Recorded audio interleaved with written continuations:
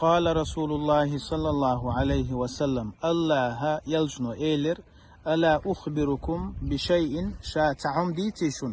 إذا نزل برجل منكم كرب أو بلاء من بلايا الدنيا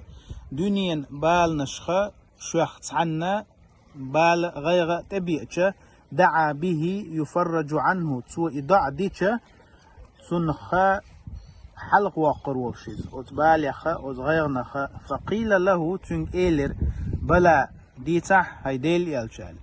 فقال تأقبيغمر صلى الله عليه وسلم إيلر دعاء ذنوني يونس عليه السلام توا تشير كيرا والشينح دين دوشتل ضع دوشنال لا إله إلا أنت سبحانك إني كنت من الظالمين بوشتلا إضع ديشا يرقدو الله سبحانه وتعالى استجنت بال بيئتش وزبال نخ غير نخ استجا حلق واق